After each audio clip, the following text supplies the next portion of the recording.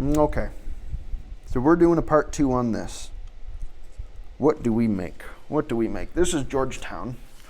I got my on my big book. Got my official Overstreet Indian Arrowheads edition. Shoot, 14. All these are kind of like life size. Pictures of artifacts and stuff, organized by like area. I'm trying to see what I want to do with this preform that I made back in part 1. This is going to be kind of like a part 2 video for Zainey. So I wonder what we're going to make. I mean, I kind of want to do something simple so that I'm not stressing myself out. But I haven't done a Dalton yet. Should I do a Dalton? What am I looking at here? I kind of want to preserve some of the width of that. So wood corner tang knife. I've done one of those before. It's tiny. Big old Clovis. Done those before. Look at that. We're done. It's a Catan, but it's a little big. So we won't do that. Castroville? Yeah. Yeah. Sure. Let's try to shoot for a Castroville.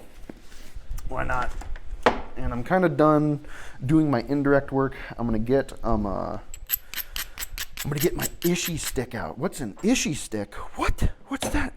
This big bad boy. So this is just one gigantic 3D printed thing that I assembled.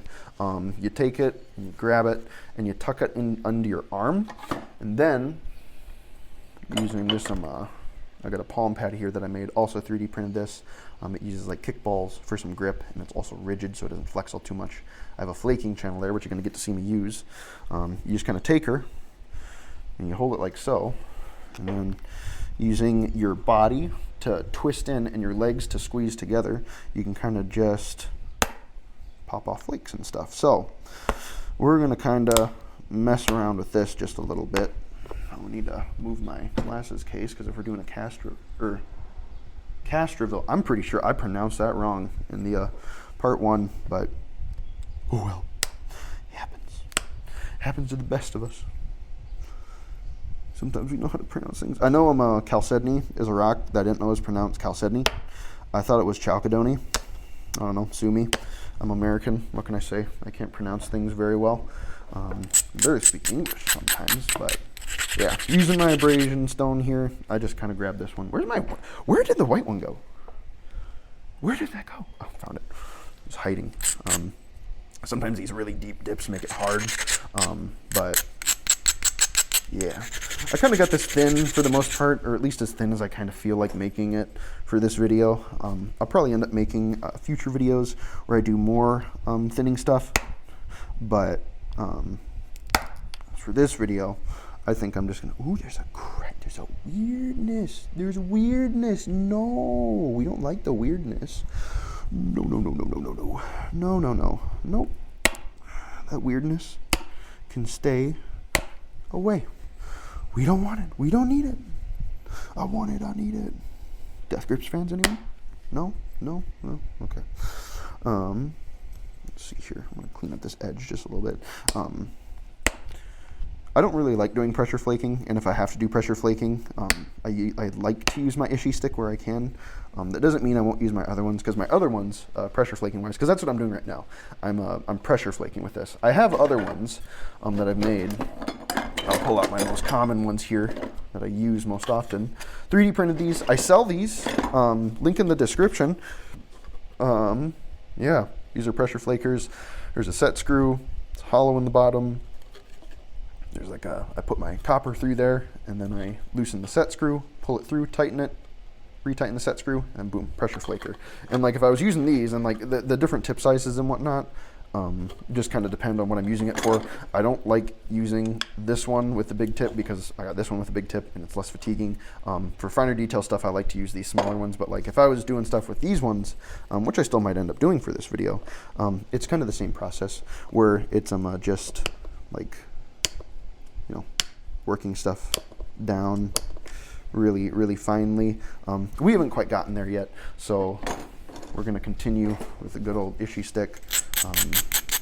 Yeah, and I could keep doing indirect percussion, and in fact, if I happen to run into something that I don't like or is causing me grief that I know that I can remove with indirect percussion, I'm gonna do that because I'm lazy, and I don't know.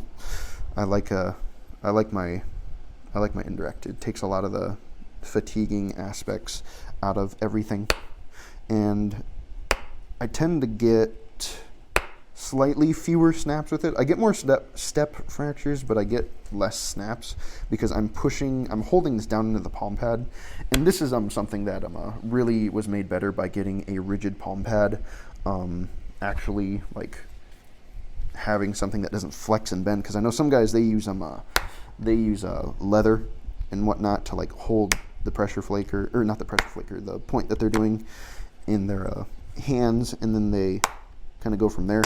I didn't like doing that. One, I kept getting flakes in my hand, which is just not fun.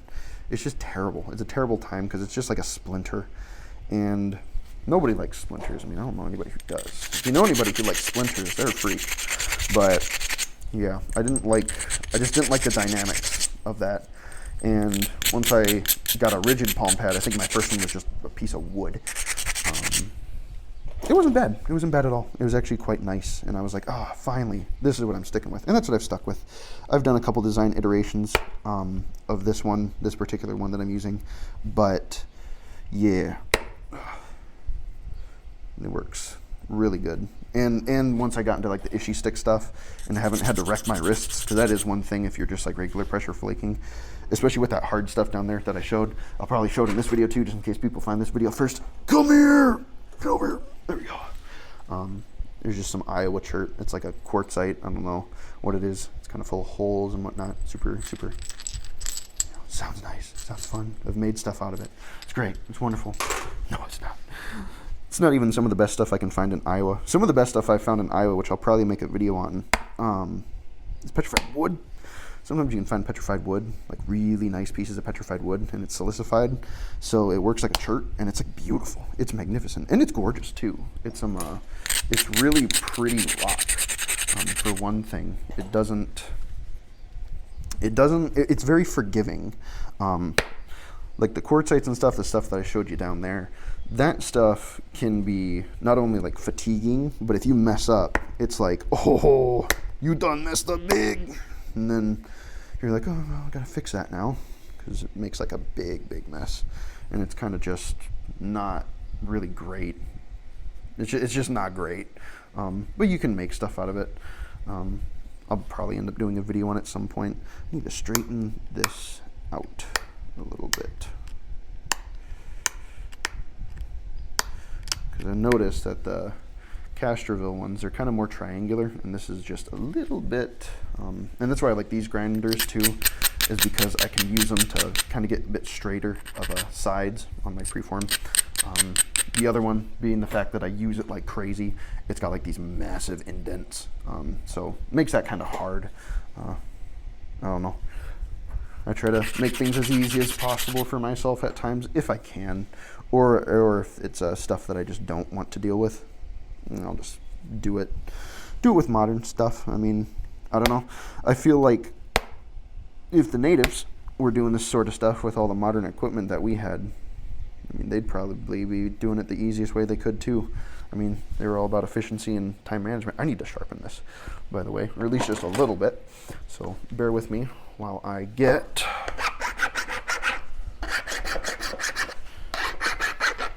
It's getting rocked, caught on the tip, and it's also bending. You will get like deformation of your copper and stuff. Some dudes don't. Dudes and gals, I guess. I'm sure there are ladies out there that do this. Some of them don't file it. They'll take a hammer and they'll just hammer it down because it's copper and it's soft, and you can do it that way too. I just file it because I don't want to have to. Oh, come on. There we go. I don't want to have to try and have another thing in my box to hammer against. It's just not a part of the flow that I like, you know. So let's see. Yeah, there's still that concavity there that's left over from making the preform, so I kind of got to work down. in this opposite direction here. And the interesting thing about pressure flaking is that it kind of carries the same dynamics as indirect percussion. So once you get your angles and stuff figured out with your pressure flaking, you'll do a bit better, or at least I did. That was kind of like a big moment for me where I was like, oh, it's all kind of like the same thing, just a little bit different. And that was like, oh, it was eye-opening. So I do recommend like pressure flaking practice, because it will help you if you're using indirect. And I suppose direct as well. I mean, again, that's just like the same exact dynamics, just you're smacking it, you know? So yeah, pressure flaking, while a bit of a pain in the butt, is pretty good thing to practice, I think is what I was trying to say. My brain sort of short-circuited there because I was thinking about what I needed to do on this. So I need to take that time. I need to think this. What was that? Was that important? Oh, I don't think that was important. Oh well. I'm going to use a fine pressure flake on this one just to give myself a bit more control, because I want to take this tip. Focus. I want to take this tip here, and I want to thin it down a little bit. See how it's like high in this area from here to there. That high spot. I'm trying to fix that just a little bit. So I'm just gonna, here, I might need to go up just a little bit more. I'm moving my flaking area upwards just a little bit, just to try and give myself a little bit better of a chance to actually thin out that specific area. Let's see if it works. Whoops, I slipped. I slipped again. 1, 2, 3. Oh, I don't like that one. Ooh, yuck. What are you doing? What are you doing in there? What's going on? There's funny business. There's some funny business happening in there. Let's see. I want to be a part of this funny business. At least I gotta fix it. I always get these like little itty bitty crackle zit spots. I don't really know what to call them. They're like mini step fractures. They're just a pain in the butt. Again, step fractures, the bane of most nappers' existence. They just suck, but that's okay. We gotta deal with them. They're just kind of a part of the process. They don't gotta be, but you know, sometimes they are. We gotta get good fixing those. It's looking a lot better. Let me see here. Let me see. I don't mind use that no more. Go back to the ishy stick. I'm getting some weirdness that I want to kind of fix on this side of the point, so I'm moving a lot of my stuff upwards to try and thin it out through that way. Look at my Castroville here. Okay, I also got to really smooth this out too well. I haven't been paying attention to that. We're just going to do it fast and dirty because, like I said, I don't want this to be a super duper long video. I know. I think I mentioned it. This video is for Zainey. She sent me a couple cool rocks and a couple arrowheads. They were nice. They're in my collection now. And she was curious how I made my stuff. So this is just kind of like a real quick and fast sort of little video, as well as a test too, because I want to do more videos like this, where I kind of like go through the process of making and whatnot for this YouTube channel. So yeah, this is just kind of a quick video for that stuff and to show Zainey how I make them. So let me see here. Do an assessment. Scanning point. Let's see. I'm trying to make it a bit more triangular, because from what I'm seeing, those Castrovilles are a bit more triangular than I kind of want to do an indirect percussion strike. Oh, but I don't want to. Oh, but I could. Would that work? Oh, ay caramba. Do I do it? I could mess it up. But it'd be a great chance to show if they're show what a step fracture is, if that's what that ends up being. So, regardless, this will be a learning experience. I just gotta figure out if I'm good enough to walk the walk. Nope, step fracture. Cool. Okay, so this is what a step fracture is. It's where your flake just doesn't go nowhere, and it kind of like goes down and gets like thick and nasty, and then there's a big old step right there. Like, it's just terrible, terrible, terrible, terrible. And if I wanted to fix that, I'd have to shave off this entire edge of the point to get to it. I don't want to do that, so that's just going to kind of live on there for this video. I'll have other videos where I know I'll be able to show off some of the fixes for that kind of thing. I'm gonna get this thing back out again. I got another spot. I gotta take care of it. I got to. Whoop. Slippery. That was a good one. That's what the other one was supposed to do. Good enough. Focus. You got this. I tried to thin too much out of that one, is what happened. And I'm pretty sure there was a concavity in there. But like I said, kind of new. I was like, oh boy, let's risk it for the biscuit. But I did not get the biscuit. I got a big old step fracture. Thin that out a little too. Yeah, we'll just continue. Continue on it like we do. It's the name of the game. There's one of the other YouTubers I watch. The Law of the West is what he says. Patrick Blank from Jack Crafty. They got some good content. I see another spot where I really want to try and take it. No, I don't want to do it because there's this spot here. So this guy right here is looking tempting, but there's that weirdness right there. So if I hit that, heck, even if I pressure flake that, that could pop out another Cookie Monster bite, and then I have to make the point even more narrow. I don't know if that's going to do that. That could be completely fine, but it also could be bad. Do I want to do it? Yeah. No! Okay, we're good. We're good. Very nice. Very nice. Very nice. Very good. Very good, very good, very good. Trimming that back. Trying to get more of that. I think we're pretty darn close. Might, because I still have this weird little.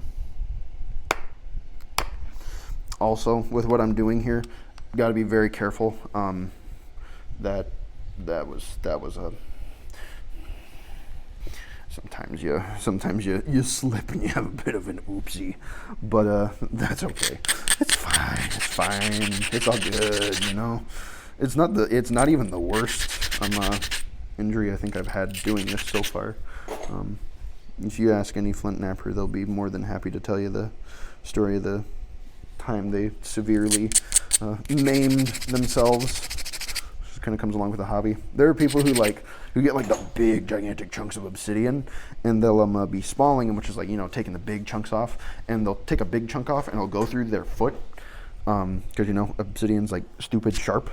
And when it's big and heavy and flying at the ground really fast, it'll go through stuff like nothing. It'll just waltz right through it. So you gotta, what am I doing here? Hold on. My alarm bells were going off. There's like something ain't right there. Something ain't right. I mean, I could. Here. Still a little bit of curvature here. Dang, step fracture. Yeah, there's a little bit of curvature in here still, and I'm trying to take care of just to triangulate it out just a little bit more. That's fine. I'm going to do it this way because I'm not going to get anywhere with that step fracture. And I don't know. I like it. I like my points to be like super duper symmetrical. There are like asymmetrical point styles. I can't think of any off the top of my head. I'm sure in my book I have a couple of them that are bookmarked. But yeah, like I said, I'll probably go into it at a later date. This is just kind of me. I think I might be able to go into my fine pressure flaking now. Yeah. Here. The ishy stick is going away. I'm going to try to shape up the edge, or at least make it sharp-ish. Sharpish is good. Oh boy, I gotta make sure this is getting on camera and stuff. Hope it's in focus. I can't really see what I'm doing because I like to get my head real down close to the action. Again, that's why I wear safety glasses. So you don't want to get these flakes in your eyes. How did the Native Americans keep stuff out of their eyes? Well, I'm pretty sure they didn't. At least I'm not entirely sure how they did. There's probably some stuff online that I could read. I probably will. But, yeah. They probably... I can't imagine in the thousands of years that they were doing this that nobody got nothing in their eyes ever. If so, that's a secret that I want to know, because sometimes the safety glasses fog up and stuff. It's a pain in the butt to try and, do stuff when all you see is fog. It's like, I want to see the arrowhead, not the fog. Technically, this is going to be, I think, more of like a spear point or a knife of sorts. A lot of your big projectile points are usually like knives or spears or something of that sort. True arrow points, like the one I showed in the part 2, like really, really tiny ones like this. These are more so your arrowhead arrows. I think this is like a desert side notch. Made out of some of that Iowa quartzite. I mean, it's like about as big as the first knuckle of my thumb. But yeah. There's like tiny ones. This is a big boy. This is probably be I don't know. Let me see. There's no description in the book for what they were. That's okay. Y'all can do that research on your own time. Okay, so that edge is sharp. I'm sharpening this edge up just a little bit.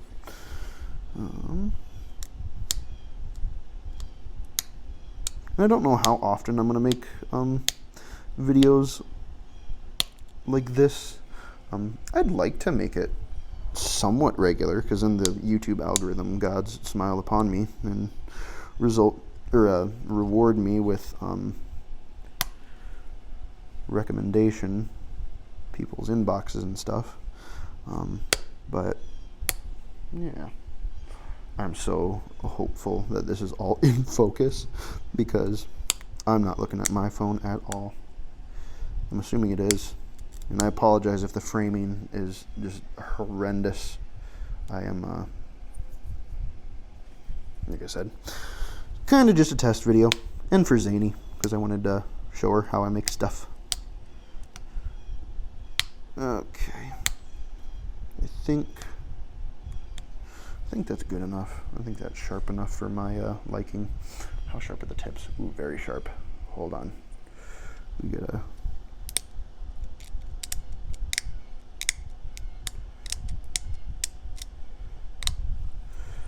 They had sharp tips.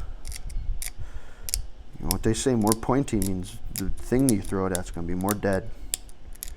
I don't know if they actually said that. That's pretty good. And then, kind of just, this is what we got so far. Now, if we're doing a Castroville, I think I'm going to try to shoot for, I kind of like the sharper notches. It's going to be a bit short, but that's okay. It'll be fine. I kind of want to shoot for the sharp notches as opposed to these, but if I happen to break the sharp notches off, which there's a chance that I will, I'll just be able to round them off and do it that way. But yeah, this ain't going to be a super duper accurate Castroville, as the book says, but I was flipping through and I thought, well, that's good enough for me. So how do I attack this? I might need to do some thinning on the base before I get into notching. Notching sucks. yeah, it makes it pretty and it makes it cool, but I don't know personally any flint knappers who, excuse me, thank you, who enjoy notching. It's just stressful, especially like your punch notching and stuff. There's all kinds of notching methods out there. So what I'm dabbling in right here is just going to be good old regular notching stuff. And I'm trying to thin out the areas I'm going to be notching, because doing notching on thinner sections of your point will be much, much easier. So anything I can do to give myself success, I'm going to do it. And I'd be a dum-dum not to do it. I mean, why would I make it harder on myself? That'd just be silly. I'm not that silly. Maybe just a little bit, but... Okay, so... Let me see here. How am I going to do this? I want to preserve the sharpness. So I think I'm going to try, and this might be... I'm just going to try to explain my methodology and stuff here too. I'm going to try to file back this first to try and preserve some of that, because I'm going to... My thought process is that if I start going in here... how thin is that? I need to thin that more right there. My thought process is, if I can start with the pointy part, then I can preserve the pointy part just a little bit easier. If any experts happen to come across this video and they say, well, that's dumb, it's not what you do, you're doing it wrong, you know, I'll just be sitting over here like, man, I'm just trying to get stuff on here. I don't really care if I'm doing it the right way or the wrong way. I just want it to work, you know. So yeah, I'm gonna start just kind of by isolating those little barbs, trying not to do too big of pop outs, because if I do too big of pop outs on here, it's gonna circle around and it's gonna eat off those barbs. So that's gonna be my initial start. And the stems on these are pretty big, so, and I apologize if this section of the video starts getting real quiet. I gotta lock in whenever I do notching, because it's like I said, it's not super duper easy for me. It's not easy for most people, and this is where my cheater tool comes in. So much the same with abrasion. I'll take my file and help myself out here just a little bit in setting everything up, and then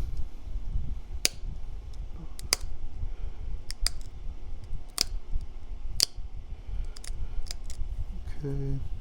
Some people have like dedicated tools. I think I have one.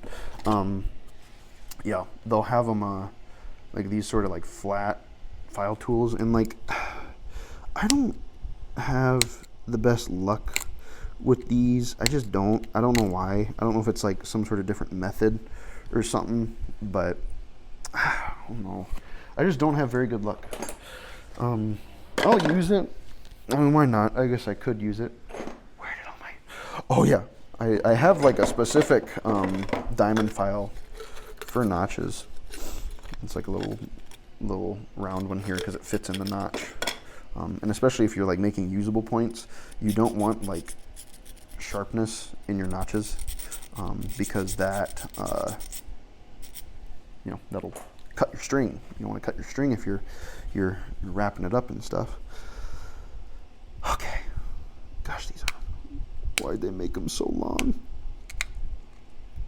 I'm not too anxious about going that way. It's this way.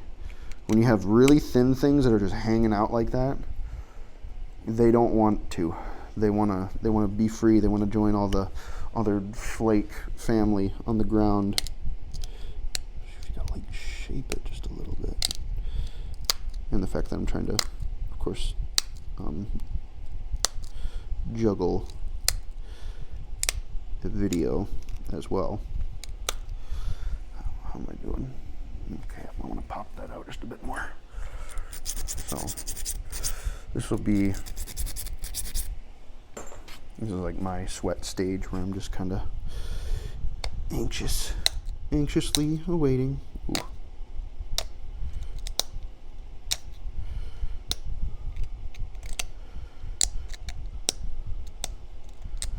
Anxiously anxiously waiting to see if they go flying, because these are pretty deep, all things considered. Holy moly. I'm gonna need to like go up to here or something. Zoinks! Zoinkskis. Ooh. Oh. See how it makes like kind of like a rounded half circle when you do pop outs? That rounded half circle can send this to the moon if you're not careful. That's why it's so stressful. And like it took me a hot minute to get good at notching. It takes everybody kind of a hot minute. If you just start out doing really good notches, kudos to you. You're setting yourself up for success, unless you got bad habits that you've developed with bad materials. Then that might be a bit of a pain, but otherwise, yeah, you can do notches really good right off the bat, like deep, big notches, and like these aren't even.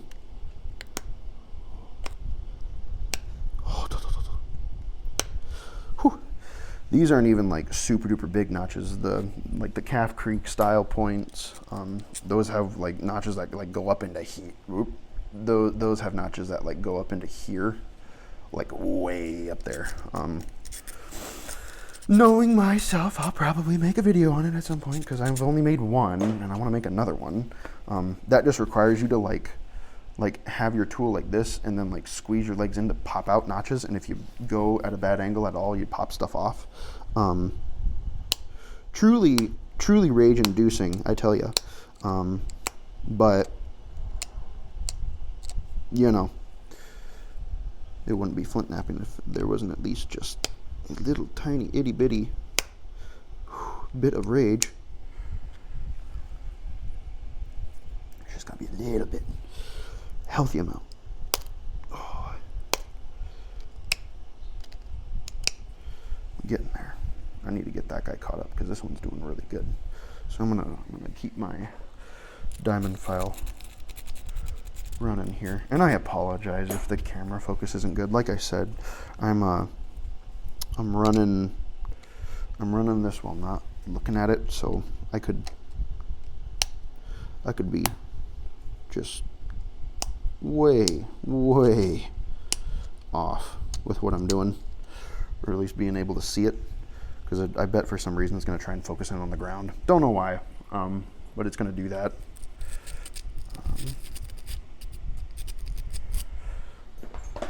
I think I'm going to have to narrow my base just a little bit too, so technically if I want a bit more room, I want to be able to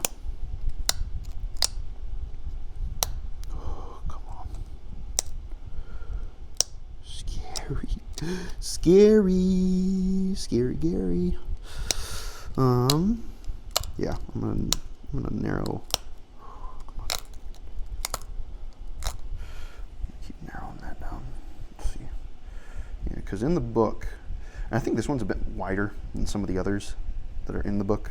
I still need to.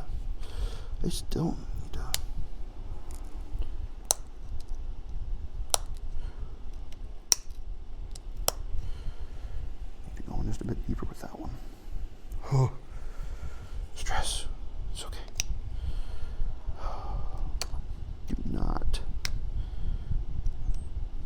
Don't stall on me. No. We're stalling. Oh boy. How am I doing? I think I'm doing pretty okay. What do we have for time? 33 minutes. Sick. That's awesome. I'm actually doing pretty okay for time. I'll be able to have this finished out. So long as I don't goof it up. Oh, come on. Oh my goodness, no. No. Just do it. Oh, thank the Lord. That's what I needed. That's exactly what I needed. Oh. I'm gonna try to thin that out just a little bit, because I want it to be pretty characteristic. They got the V, kind of like the V-shaped notch that's like sharp like this one. The other one isn't quite sharp enough yet, so I kind of want to make it sharper. I might stop using this and give my horseshoe nail flaker a go, just because it's a bit finer of a tip. You can concentrate your force just a bit better sometimes, but I don't know if it's gonna help me or screw me up. We're gonna, that was a big pop out. See. Okay, see that right there? See how that circle travel all the way up through there? That was a close one right there. That barb could have gone bye-bye. Holy moly. But that's sharp as can be, and I think that that matches the other one. I'm gonna trim it just slightly on the other side here. And then, do I need to go more? Let's assess the book. Let's see how I did. Yeah, this one's definitely a bit more narrow, but I need to flatten this. I need to flatten that out just a little bit. I mean, I don't know if that's like intentional or not, but these seems a little bit shorter. Yeah, I'm gonna flatten the bottom out there just a little bit down, and that's super duper easy. I can just do that with a regular pressure tool. I can kind of square it up too. I kind of want to make it super nice, you know.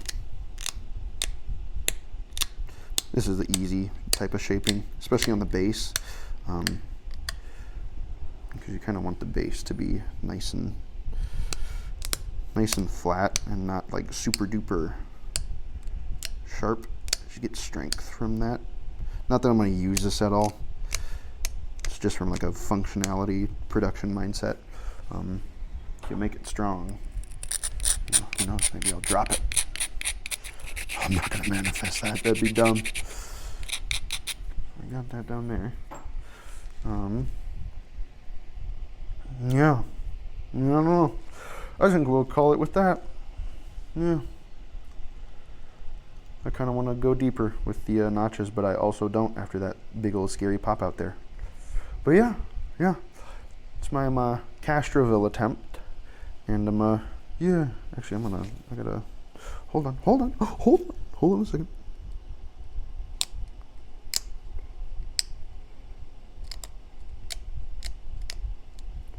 There. Sorry, there's some weirdness up there. Yeah, that's my Castroville attempt. So, yeah, not too bad. I have a couple step fractures in there. Got it relatively thin. I don't have my calipers out here to measure anything. You have that little scoop right there with this little high spot in the middle. Not too bad, not the end of the world. That thinning flake helped it out. Got my good old step fracture in there. Got my friend, you know. But yeah. This is going to be for you too, by the way, Zainey. You're going to get this one as well, because I appreciate your curiosity and wanting to know how it's done. So yeah, you get a nice little Castroville. So yeah, hopefully this was interesting to all the other viewers that were kind of hanging around and watching this video. I'm gonna make more. Gonna try with different tools. Got my book, got different materials, got all sorts of stuff. You know, I got things that are like glass. I plan on doing stuff with glass and whatnot. Some Iowa shirts. I got slabs. So slabs like this.